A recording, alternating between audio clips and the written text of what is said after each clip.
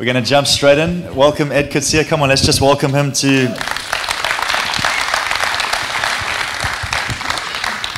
You're in for a treat. If you're visiting or new for the first time, my name is Dylan, and we've been started these business breakfasts as a church because we really do believe that there's something happening in the economy, certainly around us, where Christian men and women are finding themselves, and if you're not a Christian man or woman, you're still welcome here. We believe God's going to do something in your life too. But where God is really just highlighting and bringing to the forefront influence of His church in society and in the marketplace. And what I mean by that is people are building businesses that are changing narratives in that kind of column or that pillar, if you like. Education, entrepreneurship, industry, whatever it looks like. In this case, sport. And so it's really a privilege. I've felt like one of the things with the business breakfast is over the years of being a church pastor and meeting amazing people, is that one of the things I've wanted to do or felt to do is just share my friends with our church people. Like share my friends with you guys today, and for those that are going to be watching online, it's recorded, it's awesome. In fact, I was just telling Ed, Rory Dyer was with us last time, and I heard 4 testimonies this month. For 3 months it was online, I never heard anything, but just this last month, 4 testimonies from the UK, the US, and then 2 in South Africa, of how God had moved in their lives through a story and stories told here at Linc Church in Salt Rock. And so I believe that's going to happen today, that you're going to hear something that shifts something in your business, something that shifts something in your marriage, family. He's a clever guy. So there's going to be some kind of gold today. Don't hold back. Is it me now? Welcome to Linc, bud. Thanks, Dylan. Good morning, everyone. And I'm really humbled and privileged to be here. Sometimes you don't know how you got into a place, but when you're in that space, you just got to be present. And I'm here today. I don't know what value I can add. I'm just going to share my story and my experience with you, and let's see if there's something that works. Then it's cool. If not, it's been an awesome morning. He turned 42 this year. I think he's looking good for 42. What do you guys think? Okay, let's pray. God, I thank you for this moment. I thank you for Ed and the story that is being told through his life and your life in his. And I just pray that you would use these stories to speak to us today, to move us forward, to change something in our world to your glory. And we welcome you in this moment. Amen. Ed, let's start with a little bit of history. Most people know who you are, Sharks CEO, doing great work at the Sharks. Most people in the room today came because they love rugby. They just love South African rugby. And so, but a little bit of your background, family, where did it start? How did you land up here? It's quite a story. I'm going to sit like this because I don't have a good side, and this is definitely not a great side. So I'm going to turn a little bit. I was born in the big metropole of Babsfontein. It's about It's about an hour's drive outside of Pretoria on a farm to my mom and dad, who Afrikaans speaking, but my mom couldn't speak any English. And that story's got relevance because I'll tell you why later. And I went to school in Pretoria. I went to Afrikaans Afisa boarding school in Pretoria. I studied at Tikkies. And in 1995, when rugby turned professional, all the provinces had to sign contracts with players now because you can. And I was one of those first batches that came out of school and signed a professional contract, and I signed my first contract out of school with the Bulls, and I played there for 3 years, studied at Tikkies, and then the end of my under 21 year, I moved to Durban. And I'll never forget when I told my mom that I've got this offer to come and play for the Sharks. She said to me, and all in Afrikaans, obviously. I suppose it's fine, but just promise me one thing. I said, "Wat ma?" She said, "Moenie met 'n Engelse girl trou nie."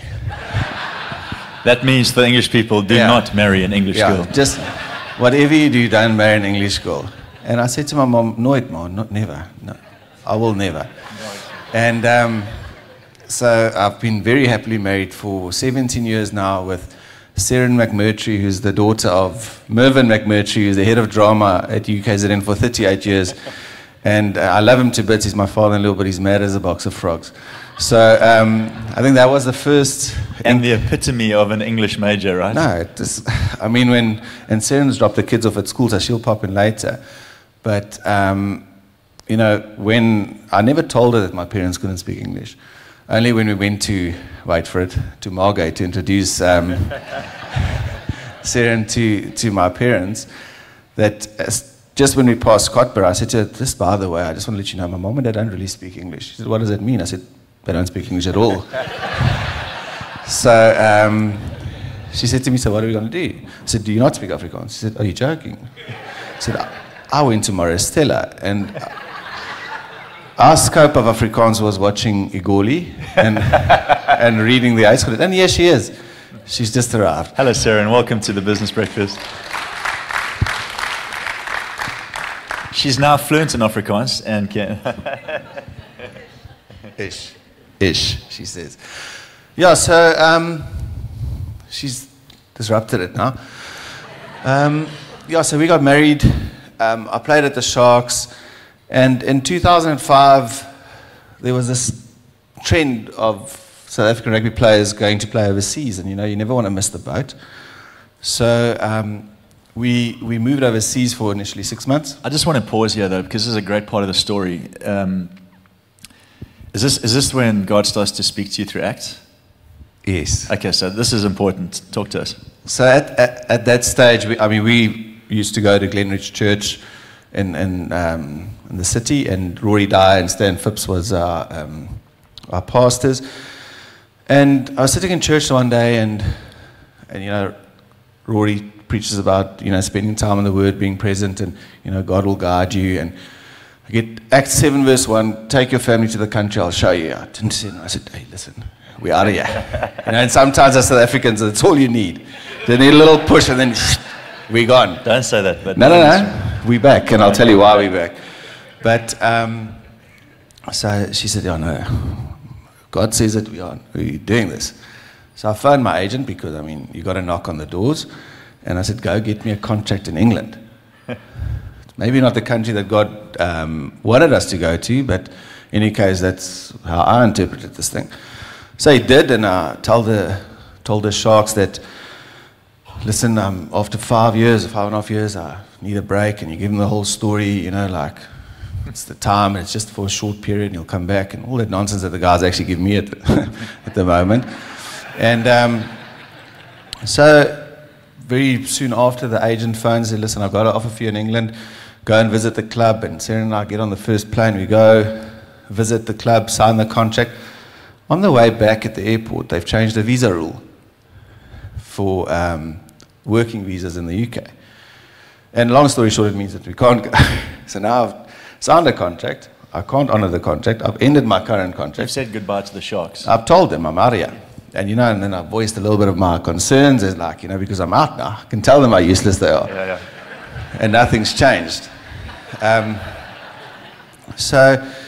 that's also when the words of my dad, it's a bit off the story, resonates with me. It says, when you think you're clever, the day you realize you're not so clever is a very terrible day. And that was actually one of the first days when I realized I wasn't so clever.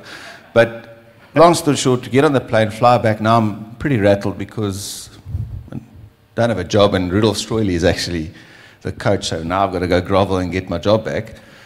And as I we land back in Joburg, I listen to my voice messages, and there's a French agent.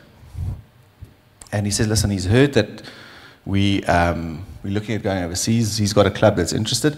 Will I be interested to go to France?" That's when I realized, if you have something in the Word, don't interpret it the way that suits you. Just listen to it, and then God will show you. God will show you the way. So it wasn't what we wanted to do, because we were just bridging the English Afrikaans gap, and now we sort of committed by default to go to France.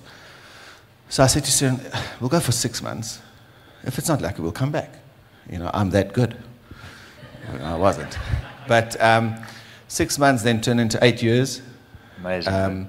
Lived in France for 8 years. We naturalized there, got dual nationality, and boys were born there. So that was a totally different experience at the time and season in our lives, where we needed it as a young married couple to find our way and find,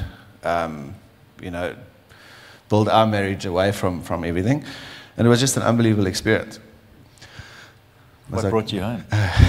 You're doing well. I don't want to interrupt the story. Yeah, it's like a monologue. Do you want to sit? Yeah. So then my mom enters the story again, because the mother of my children the Engelsman, realizes that now the kids have got to go to school, and the French school system is not like ours. It's different. I'm not going to say it's better or worse, it's just different. And our oldest boy, Daniel, had some learning difficulties, and we really found it hard to put our kids in a system that we're not familiar with. And we were toying with this idea of staying in France, because now we naturalized. I've since retired from rugby. I work in a bank in France.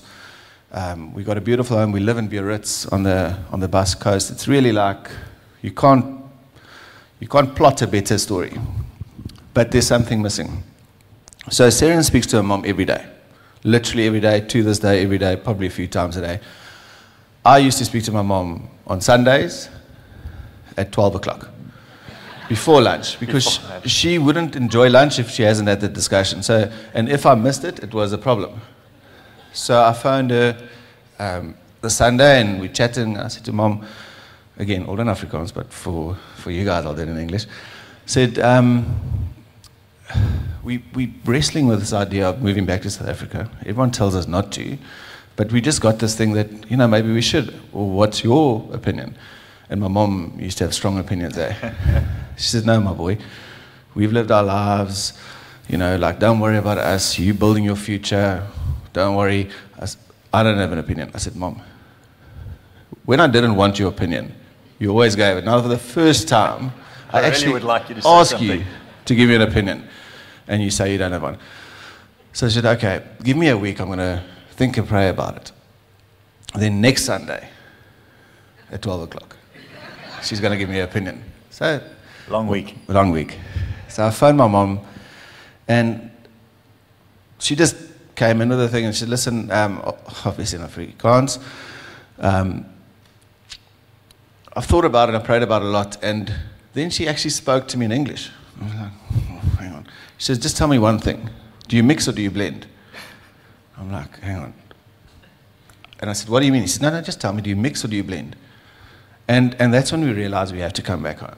Because we mixed, we were fine, we were good, the kids were born there, we were settled, but we didn't blend. We were sacrificing. Go, Mom. Yeah. We were sacrificing something because of other reasons. And got off the phone and said to Sarah, listen, guess what? We're going back. And it was the most liberating thing, awesome, I think, that we've ever done. Because the things that scared us when we left was now all gone. Because it was our choice to be here. It wasn't the cards that we were dealt. It wasn't, you were born here, now you've got to be here. We left. That's powerful. And we made the decision to come back. Yeah, that's really powerful. And then obviously you came back to South Africa. His story is fascinating because he's brawn and brain. Like it's not always what you expect, to be honest. Anyway. Looks. Yeah, look, beautiful at the same time. To Seren, that is. But he's got a brilliant mind, and I think we underestimate that. He plays it down with his humor and his ways. But your mind is a gift to sport. It's a gift to people around you. When you speak, there's just this intrigue with how you communicate life through analogy, whatever. But so you come back to South Africa, and you somewhere along the line decide to do a doctorate. So now you're a banker, you're a front row that became a banker. Springbok front row becomes a banker, all right? So I'm not sure if I'm concerned about his time in the Springboks or the investment advice I would get if I found the... But now you're wanting to extend your studies, and it doesn't seem like you would do what comes next, but you go and do a doctorate in inclusivity and diversity in sport. Is that right? Yes, it is right. But I think there's a little bit more before that story. So I always speak to, because a lot of dads come to me with their sons and say, I want to be a professional rugby player. I said, listen, I've got terrible news for you. You don't choose it. Rugby will choose you. Because there's so many variables in becoming a professional sportsman, in any discipline, to be honest. Because injuries, coaches might like you, not like you. You might be in a generation where there's a lot of kids in your age group that's really, really good. So there's a lot of things that determine if you're actually going to get there or not. So I always speak to them about the gift of rugby. So determine what the gift of rugby is. And it's probably the same in soccer and whatever. So define the gift of rugby. What do you get from rugby? Because you're giving a lot. And I was lucky and blessed that I was never as good as the other ones. So I never won a World Cup, which is fine because my gift of rugby was I met my wife through rugby. I got to study through rugby. And I got to live overseas because of rugby. So my gift of rugby is markedly different to other people's gift of rugby. And my dad was quite an honest man. And he told me from the beginning, he said, listen, you're good, but you're not that good, so you've got to study, and you've got to study really, really hard, my boy. And he was right. You're dropping gold here for the parents, but that's listen, it's not always nice to hear. My Lati's getting grounded. As I go home today, they're going to be in there. But it is important. I'll never forget, Seren will attest to it. Sometimes the Springbok squad will come out and your name. First, my dad will phone and say, why aren't you there? Because you're not fit, or like, thanks, I'm just digesting this quickly. But any case, we'll get back to this. So I studied accounting and then did my honors CFP. It's like a certified financial planner. And when we were in France, I worked in a bank there. But in order to be accepted into the bank, I had to do an equivalency qualification in French banking. But the French I learned was pretty much change room French. So I had to actually go and study a French language diploma in order to go and study the French banking thing. You know what I mean? And when I moved back to South Africa, I was working in a financial services company, and it was really, really cool. We had a Category 2 license where we blended our own funds. It was boring as anything. Really, really boring. But I promised Sarah that we finished with rugby. I said, never again. And I did break that promise. But at that stage, the Sharks asked me to come and do a 3-month consulting stint there to look at a few things. So I did it for 3 months, and now 3 months is 8 years, and 7 years, actually. I don't want to preempt it. But why that's important is part of my deal was that I could continue my studies. So the chairman of our board is Stephen Sard from Aspen Pharmaceuticals. I went to him. I said, listen, Stephen, I'd like to do an executive MBA at UCT. But at that stage, was 238,000 in a year. It's over 2 years. I don't have the money. Will the Sharks pay for me? He says, the cost is not a problem. He says, but you think like a robot. You in boxes. I said, go find something that'll change the way you think. And you know when you're not sure if someone's just insulted you or whatever, but I realized maybe he's not wrong. So I thought, okay.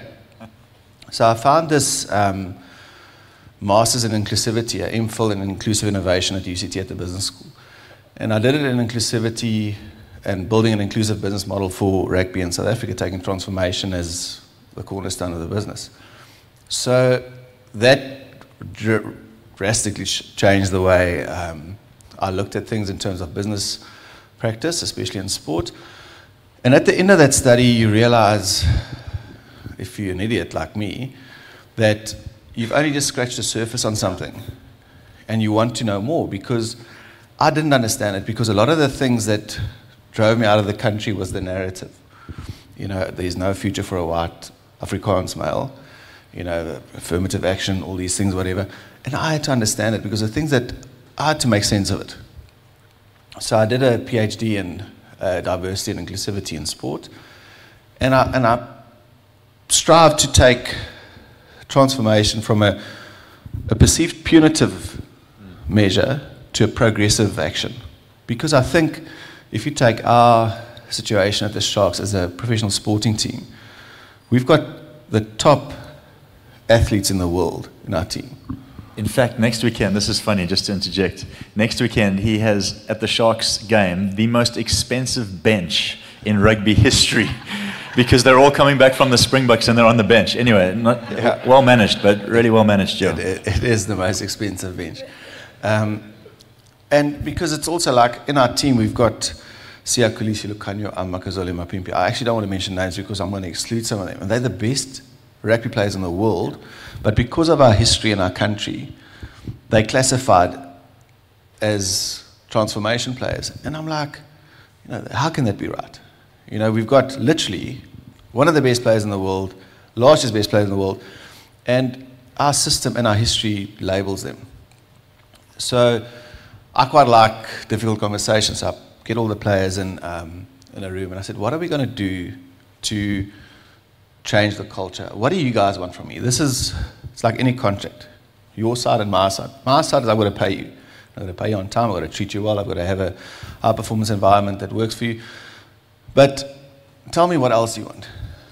And one of our players said, Ed, all we want is integrity in the squad.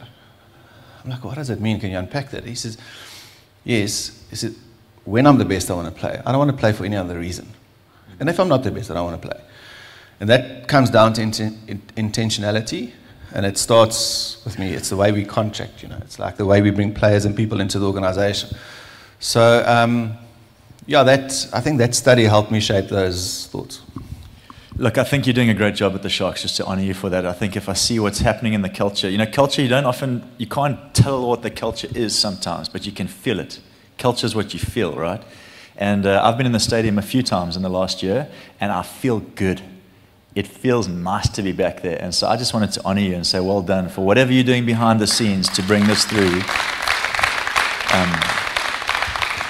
To see the best players in the world, as you refer to them, coming back out after a game and spending time with fans right to the last fan leaving the park.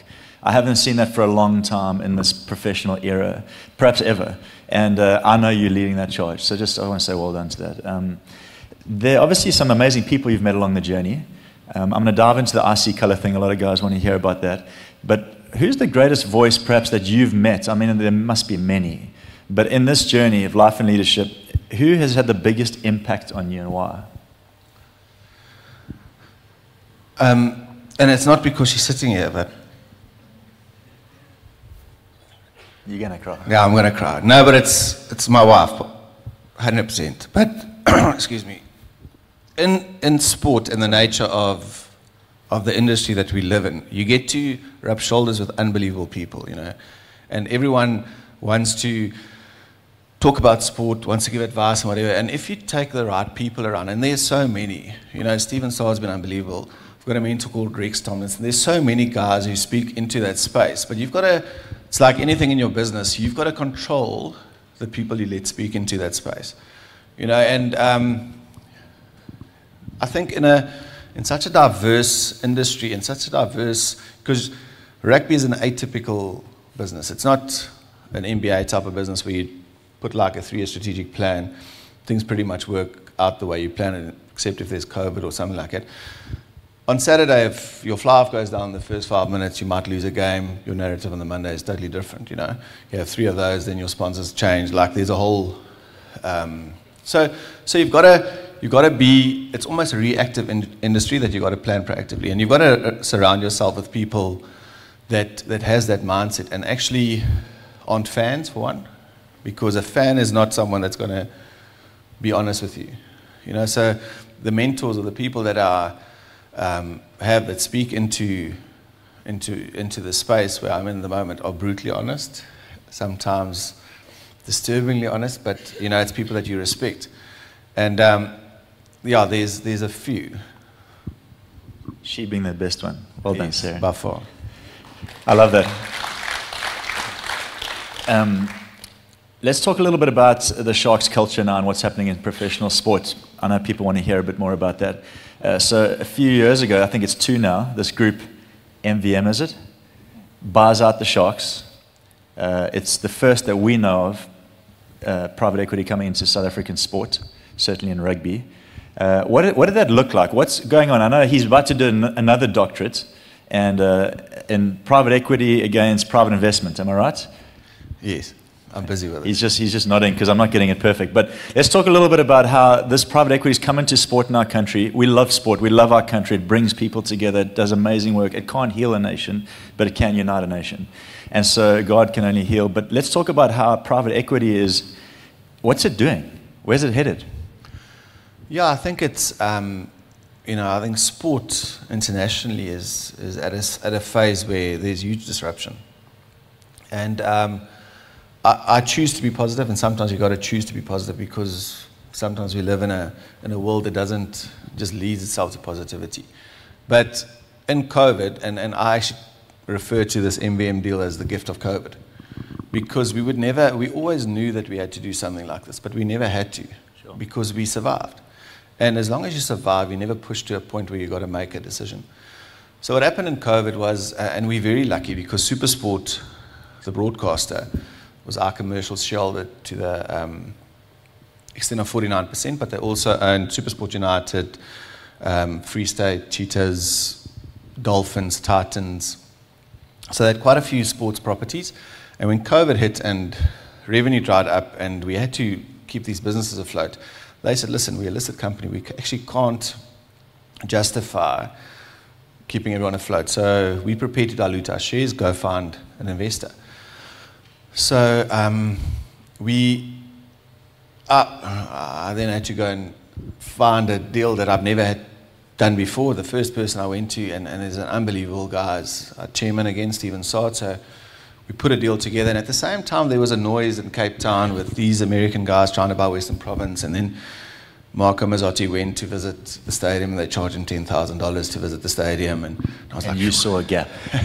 No, and actually at the time no one knew that we were actually looking at doing a deal, because our way is not doing it in the press, doing it publicly. We want to do it in the right way. And about a week before our deal closed, so we had prominent businessmen in Durban, Stephen Sard, Nick Johnson, Sean McCarthy, Doug Ross, Simon Downs, Sandile Zungu, who formed a consortium who was going to buy the majority share of the Sharks.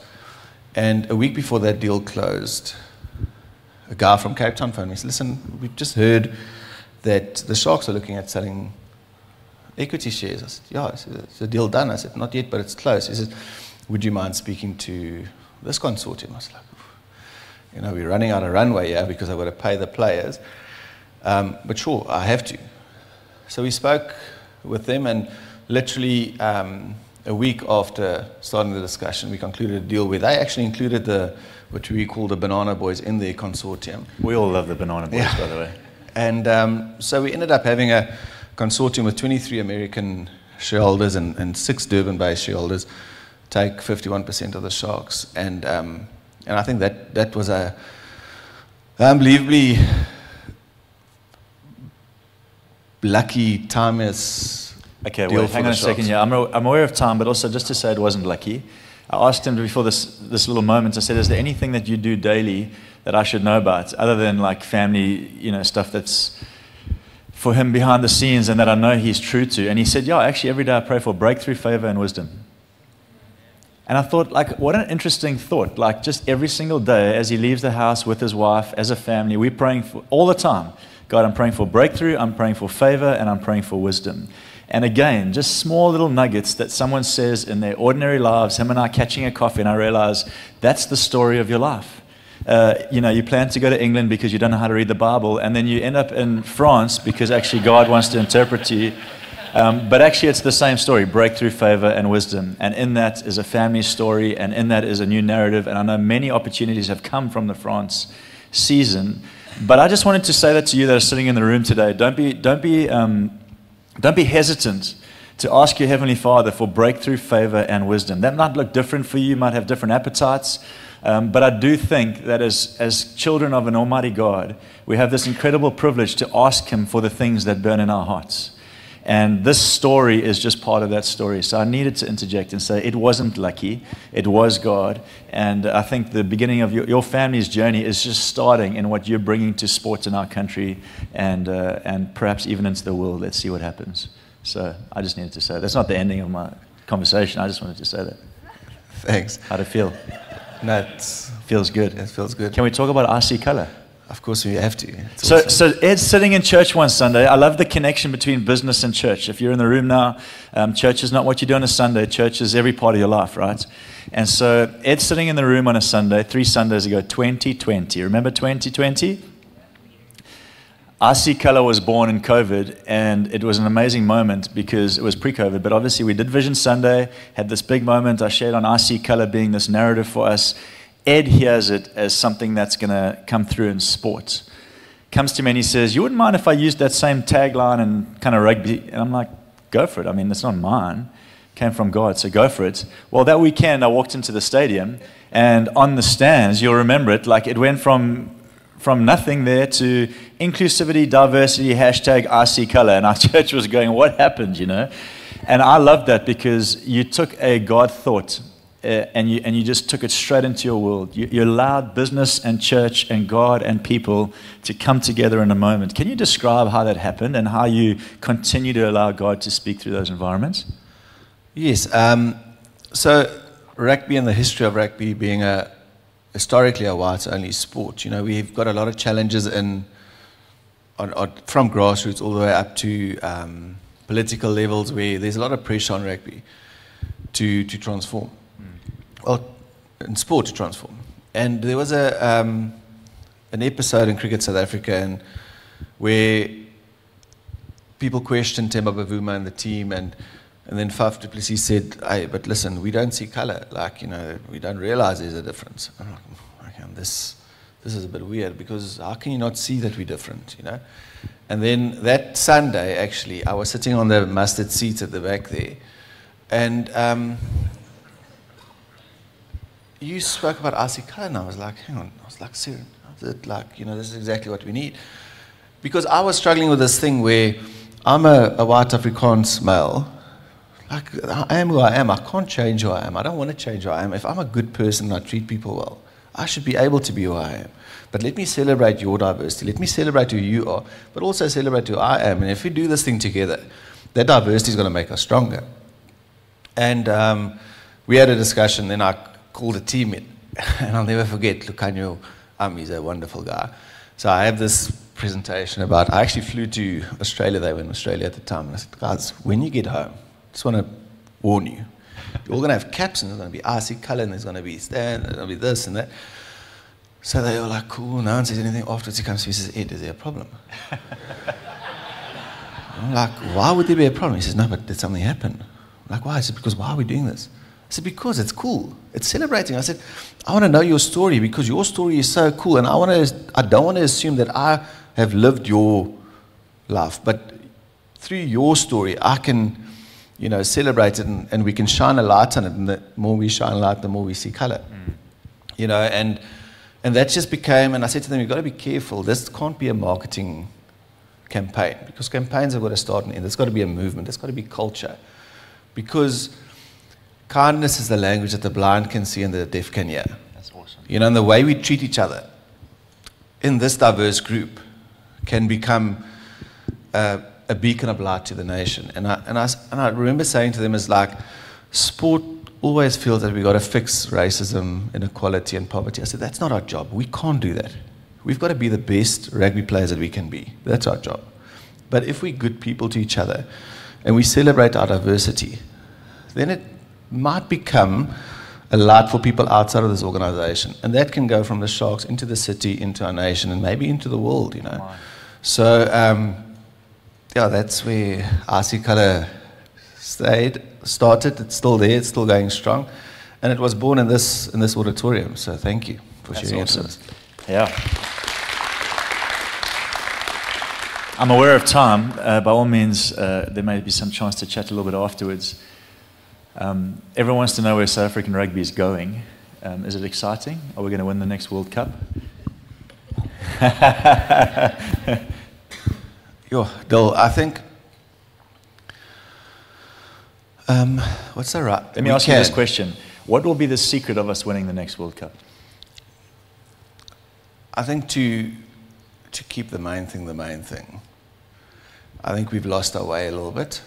We've definitely got the talent. We've got the players. We've got the people. I mean, the talent in this country is unbelievable. Yeah. It's like, and it's not trying to sell a dream. It's not it is unbelievable. If you look at, it's sometimes our biggest strength, but also our biggest weakness, because we don't invest in people. We would just take the next one because there's so many good ones. So talent-wise, we're there, but we've got to make good decisions. And I think at the moment, on different levels, we're not making great decisions. Mm-hmm. So if we can get that right, we're not far off. I like that line. We're not far off. No, we're not far off. We're actually very, very close. We're there. I like that. But it's like anything. If you compound bad decisions, it takes you off your way. So it's definitely not broken. So we can we win the World Cup? By all means. Are we going to win the World Cup? At the moment, we need a little bit of work. We need to get our minds right and get things back on track. But by all means, I think we can. You know, I think what's important about this, and I'll start to close now, is there's a lot of sentiment around where our country is and where our country is going, and the general narrative is negative. But what I love about statements like, we're not far off, you got to bank that statement. We're close, guys. We're close to turnaround stuff. We're close to, if someone actually yesterday was speaking to me and he said, you know, my life was so broken, I was almost dead, and resurrection only works on the dead, so I was glad it wasn't like I was still alive and I just needed resuscitation, you know. And I like that because there is an element of something in our country that over the years, it's gone to sleep, it's dead, for lack of a better word. Resurrection happens, yeah, God can do anything, and I agree with you. We are not far off a turnaround, not just in sport, in every area of leadership in our nation. And if you're sitting in this room, we have collective responsibility not to converse around where it's headed, but to choose to make a difference in where it's headed. And I need to say that as business people, as families, that's our privilege, is to actually buy into the narrative of we're almost there. We're so close to turnaround moments, and we're going to live like that if it's the last thing we do. Someone clapped, I'm going to keep going until everyone does, because it's really important. And I just got to keep saying this. You're doing it in sport. Hopefully we're doing it in church. Hopefully you're doing it in your industry. But we keep pioneering a better way for this nation. I love the fact that France couldn't handle you and we took you back. Thanks. Just on that, I think it's important to realize that we've got to be very mindful of the space that we operate in. You know, sometimes it takes you 3 years or 4 years. I mean, I look at how long it's taken us to rebuild culture, structures, everything at the Sharks. But you can literally break it in a day. And that's why we've got to be very precious about every space that we operate in, you know, relationship, family, business, everything. Because it takes a long time to build something sustainable, but it takes literally a moment to break it. And I think it's not something that should hang over you, just something that you've got to keep in your mind. But then also, if you go into a space where things aren't great, like you just mentioned, you know, J.K. Rowling said, like, rock bottom's also a solid foundation to build off, you know. So, like, never just get despondent, because it's not going to help you. It's not going to help the situation. Yeah. It's not going to fix it. So let's not take the good stuff for granted and break it. And if we're in a space where it's difficult, like, let's just build it. Awesome. Can we thank him for being here? So, most of you haven't heard this yet. If you have, I hope you're already thinking about it. But on the 23rd of December this year, as everything that he's done to Sharks and rugby and sports, and it's just what he is and what he brings, he's innovating all the time. There's a super tube in the Sharks stadium. I mean, just think about that. So on the 23rd of December this year, they are going to be throwing the first ever Christmas experience in South African rugby, which means everyone on the planet, I like to say planet, is invited to come and celebrate Christmas. There's a game on the 23rd. They have 12 games between now and somewhere in January, which is a lot. But on the 23rd, there's a game. Obviously, a busy time of the year. Everyone's doing last-minute Christmas shopping. This guy has decided he's turning the Shark Tank into a Christmas experience for families. So much so that we've got involved, there are churches involved, there's going to be carols at halftime, they've got people from around the city, churches around the city, musicians, they're involved at a post-game, like big concert, carols, Christmas. There could be a short word around what God is doing, and there's just a lot of cool stuff happening. And again, it's just revolutionizing what we expect from sport. It's not what you would expect, and I love that about you. You never are what you expect. And so on the 23rd of December, I needed to say this. In fact, do we have a little promo vibe for it? Let's play it quickly. You can just check a little bit about what's going on just as we start to close.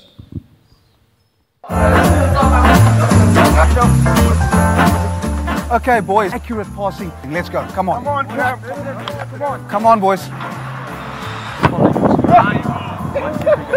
Oh, boys, come on now. Pepsi, we've got to be better than this. Come here, please. Boys, come on now. JMO, here's the big idea. Christmas. Christmas is all about us coming together, boys. Come now, hey. Yep. And for the first time ever, the South Sea Sharks will be hosting a Christmas game for you, Durban. And everyone is invited! Boom. Christmas is an absolute blast. From live carols to halftime shows. We wish you a Merry Christmas. Christmas at the stadium is going to be awesome. Now watch this kid. And did we mention there'll be really cool kid zones and lighting of a tree? And we challenge you to come dressed like these guys. Friday the 23rd of December, 5 o'clock kickoff. This stadium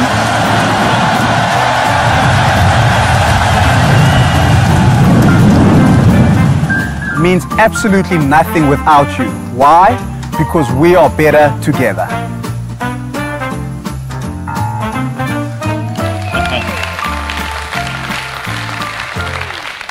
So if you are in Durban around that time, do not miss that moment. It'll be epic.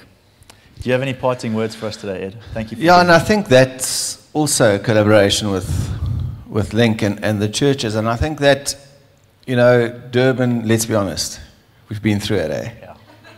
I mean, throw it at us, we bat it off, but we're a bit tired. And I think we're all here today because we made it, you know. And that game, when it's like anything, the 23rd, like the worst thing, I'm going to tell the players they've got to play a game on the 23rd of December.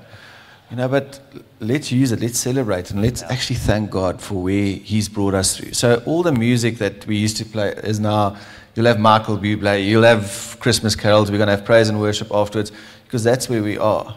You know, we're celebrating what we've been through and where we're going, because there's nothing apologetic about Durbanites, South Africans, and certainly not Christmas. Come on, that's awesome. I'm trying to not end this, but any parting words for leaders, business people? No, I think that, you know, the most important thing is just be present in the moment. And what I've learned is, like, if you build a culture, you got to live the culture. You can't visit culture. You can't come in and out of it. And I think when we did something like RC Color, which actually defined our culture, it puts so much responsibility on you, because now you're in the spotlight, because you're actually taking a stand and you're stepping into a space. So be present in the moment.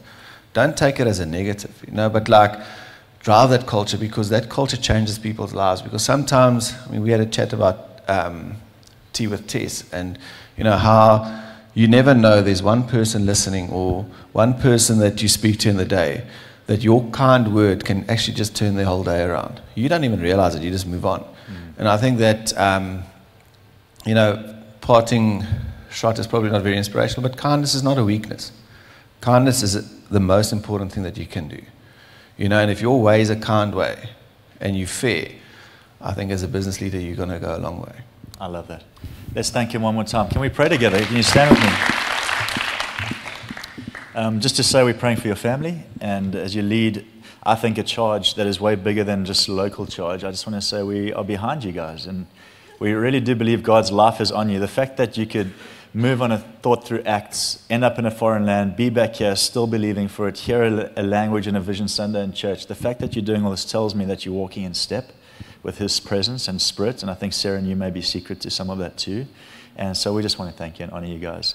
And I think for any of us here in the room today, that you would just hear the simple idea that God is in the narrative. He's in the next decision you make. He's in the next conversation you have. And would we trust Him more with those? Many are the plans of a man's heart, but the Lord orders his steps. And so, God, I just thank you for the gift of Ed Coetzee. We thank you for their family. We thank you for what you're doing in sport in our nation. We just ask a blessing on his leadership and decisions. And God, that you would shape that industry to your glory in this season. We thank you that it would be uncanny how many things come through that are just Jesus, Jesus, Jesus. And we just thank you for them. And God, I thank you for every business person in this room. I thank you for what they're building. I thank you that it's no coincidence that they are where they are. And we speak a blessing, and we speak courage, and we speak breakthrough and favor and wisdom over everyone in this room today, God, that their next step would be a significant one, even if it's a small one, a significant one toward more of what you have for their lives. And so we bless this moment in Jesus' name until the next one. Amen. Thanks for being here. Hang around, drink a coffee. Thank you again, Ed Coetzee.